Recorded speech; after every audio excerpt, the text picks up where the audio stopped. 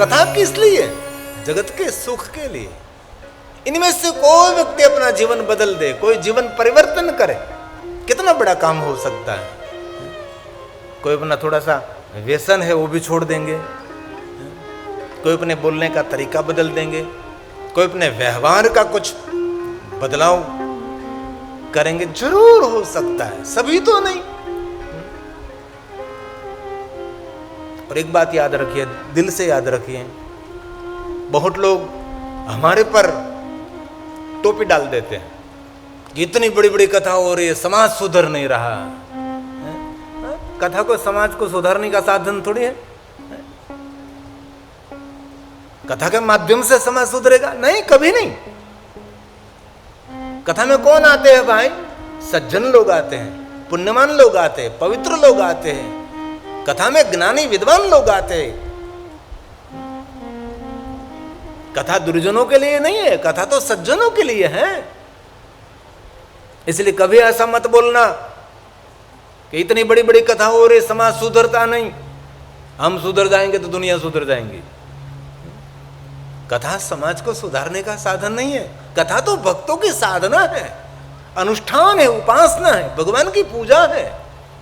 कथा एक यज्ञ है। कथा सुनने की क्या महिमा है। अश्वमेघ सहस्त्राणि वाजपेय शतानि च। बड़े बड़े यज्ञों का पुण्य कथा श्रवण करने मात्र से मिलता है। शिवपुराण ग्रंथ में कहा सज्जने क्रियते कथम, ऐसा नहीं कहा दुर्जने क्रियते कथम। दुर्जनों को अपने जीवन में क्या करना चाहिए ऐसा कुछ कथा में नहीं कहा। कथा में कहा सज्जने क्रियते कथम, सज्जन लोगों को अपने जीवन में किस समय किस प्रकार का निर्णय लेना चाहिए उसके बारे में बताइए। ये भगवान की कथा है। इसलिए रोज कथा सुननी चाहिए और रोज भगवान का अर्चन पूजन दर्शन नित्य करना चाहिए। जैसे भोजन के बिना नहीं चलता हमारा, तो पूजा के बिना कैसे चल सकता है। हम पानी के बिना नहीं रह सकते, तो भगवान के स्मरण के बिना कैसे रह सकते हैं। पानी नहीं पियोगे तो मृत्यु हो जाएगी, और ईश्वर का स्मरण नहीं करोगे तो जीवन व्यर्थ चला जाएगा। और शिव जी का हमारे ऐसे देवता हैं, कोई भी मनुष्य कोई भी समय पर उसका पूजन अर्चन दर्शन स्मरण कर सकता है। शिव जी का स्मरण पवित्र अवस्था में अपवित्र अवस्था में, कोई भी अवस्था में, कोई भी वार, कोई भी त्योहार, कोई भी तिथि, कोई भी चौघड़ियू, शिव जी की पूजा अर्चन दर्शन के लिए कोई मंत्र कोई मूर्त की आवश्यकता ही नहीं। काल चौघड़िया चल रहा है, शिव की उपासना कर सकते, जो कि काल का भी महाकाल है। ये तो हम लोगों ने पता कर लिया कि सोमवार शिव जी, नहीं नहीं, अरे सोमवार तो लक्ष्मी देवी का वार है। सोमवार स्वयं शिव जी का स्वरूप है, चंद्र संबंधी है, चंद्र शिव का स्वरूप है।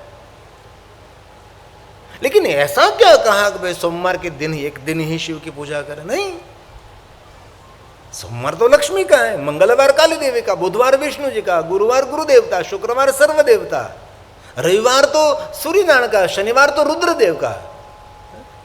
कोई भी रुद्र की उपासना शनिवार के दिन करनी चाहिए। मुझे कल कोई बता रहे थे कि आप शनिवार के दिन हनुमान चालीसा का तो पाठ जरूर कराइए। मैं कभी कभी भूल जाता हूँ, और ज़्यादातर तो मैं शनिवार याद रखता हूँ। और कुछ भी आपको कंठस्थ न हो, हनुमान जी का हनुमान चालीसा तो कंठस्थ होना ही चाहिए। कष्ट को मिटाने वाला, नाचे रोग हरि सब पीरा, जपत निरंतर हनुमत बलवीरा। संकट थे हनुमान छुड़ावे, सभी कष्टों से दुख दूर करने वाले, कष्ट भंजन, भीड़ भंजन, दुख भंजन हनुमान जी हैं। लंबे हनुमान, गोलीबार हनुमान, तोतिंग हनुमान, कितने हनुमान जी हमारे हैं। अलग अलग अलग नाम है, ये हनुमान जी है। कवन सो काज कठिन जगमाए, दुनिया का जीवन का कोई कार्य ऐसा नहीं जो हनुमान जी नहीं कर सकते हैं। इसलिए सबको हमारे हृदय से प्रार्थना, हनुमान जी को कभी भूलना नहीं चाहिए। हनुमान जी कौन है? स्वयं शिव का स्वरूप है, रुद्र है। कष्ट को दूर करने वाला, दुख को दूर करने वाला, बीमारी को दूर करने वाला हनुमान जी है। इसलिए भाइयों बहनों वडीलों बालकों सब है, हनुमान जी ने तो स्वीकारवा ज पड़े છે। कवन सो काज कठिन जग माही। दुनिया का कोई काम ऐसा नहीं जो हनुमान जी नहीं कर सकते। ये हनुमान जी हैं।